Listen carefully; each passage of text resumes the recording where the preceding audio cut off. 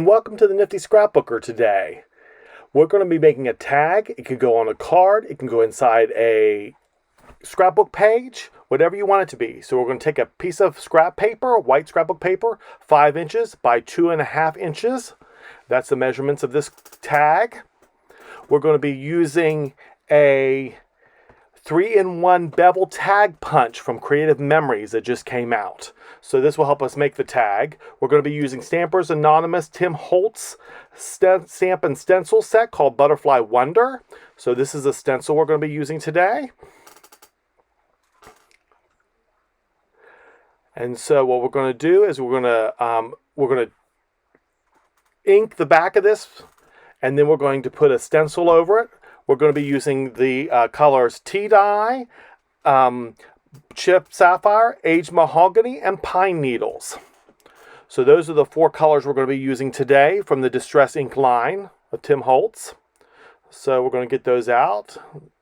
Tea-Dye, Chip Sapphire, which is a blue, the Aged Mahogany, which is a red, and the Pine Needles, which is a green. So we're going to be using those 3 dominant colors, and then the background color is going to be our Tea-Dye.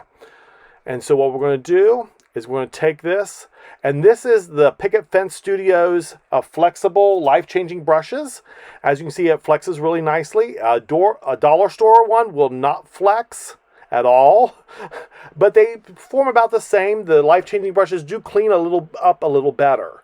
So we're going to take this, and what we're going to do is we're going to cover this whole background with this Tea-Dye color, because we want a background color shining through, not the white. So we're just giving that a good covering on one side, and then we're going to flip it around. And then we're going to do the other side. Now, as you see, because I'm going back and forth instead of circular motions, I'm getting these harsh marks in the middle. That is okay, because once we layer all these other colors on here with the stencil, you're not going to see that harsh mark in the middle. So traditionally, if you wanted to not have a harsh mark in the middle, like that is, you would just do a circular motion with your brush and go in circular motions, and that would take that away. We're just going to put a little extra ink here on the bottom and at the top just to kind of blend that dark harsh mark in, and then we'll be done with the Tea-Dye. So right now what we're going to do is we're going to take our Pixie spray, and we're going to be trying to take the lid off. There we go.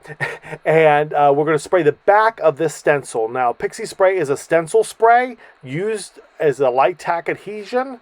So what you do is you spray a light coat on there, and then you let it air dry and kind of wave it back and forth in the air, and then you can actually place it on top of your piece of cardstock or card or tag, as we're doing today.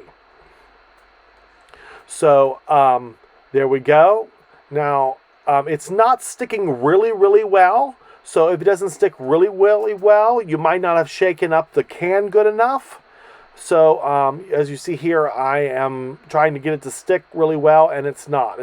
It should pull up the paper, pull the paper with it, not pull the paper off. But so what we're going to do is we're going to take our Pixie spray, and we're going to put a heavier coat of Pixie spray on the back of this stencil. So we put a heavier coat. We're going to let it dry a little bit, because you want it to be tacky, not wet, when you apply it on your paper. And this will peel off without tearing your paper. That's what's so nice about the Pixie spray. A lot of times I have a box I actually put the stencil in to spray it, so it doesn't overspray onto the floor and you have glue all over the floor. So now we're just getting the right setting. There, we got it down, and we got our stencil. Now I'm going to sit these inks in a specific order. Because I'm using the same brush and just wiping in between, I'm going to be mixing them around and going from the kind of the lightest color, which is the green, to the darkest color, which is probably the Aged Mahogany, the red. So we'll do green, blue, and then red. So what I'm going to do is I'm going to load up my brush that I wiped off, got that Tea-Dye off of that brush, and we're going to be taking this green, and we're going in the top left-hand corner and kind of we're going to bring it down a little bit so we got a good covering. on this one side. Now, the thing about Distress inks is they are a dye ink. They are water reactive. We're not going to use water in this, but what that means is the more ink you put on, the darker and more solid your color is. So now we're bringing some of that green down into the card a little bit. All right, now we're going to wipe this brush off a little bit and get that green off of there. And now we're going for our blue. Because I'm not going from like a dark green to a bright yellow, that will not hurt that. So we're going to start taking this chip sapphire, and we're coming down the left-hand side of this this tag. So we're going to bring it all the way down to the corner. We're going to load it up again.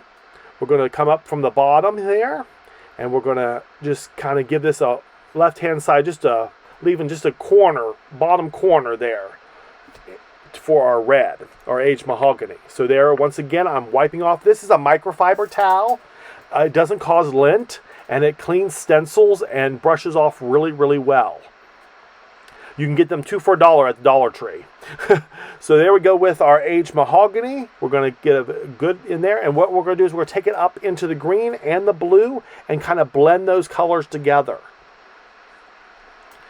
So we're going to go with a second, just to give a nice, solid, deep, rich color is what we're going for.